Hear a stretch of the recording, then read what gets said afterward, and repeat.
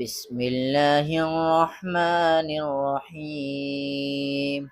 والنازعات غرقا والناشطات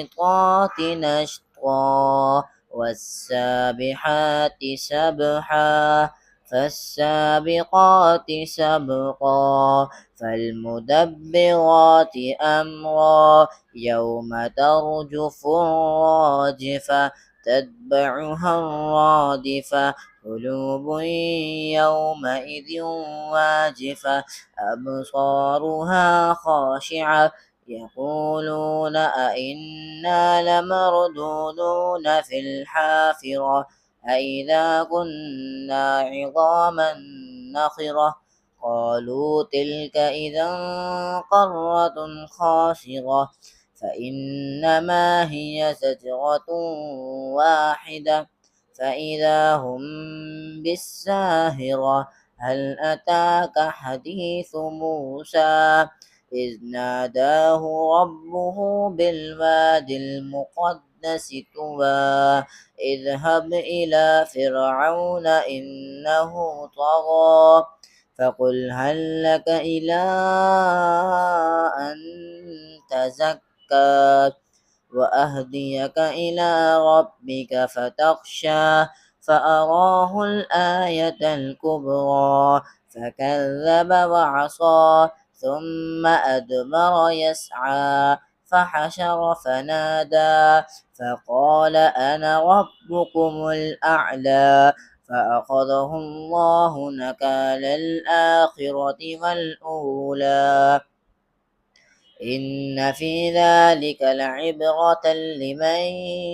يخشى أأنتم أشد خلقا أم السماء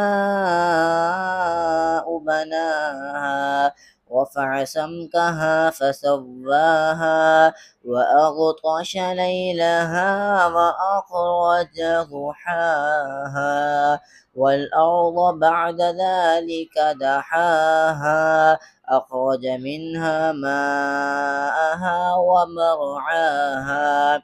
والجبال أرساها متاعا لكم ولأنعامكم فإذا جاءت الطامة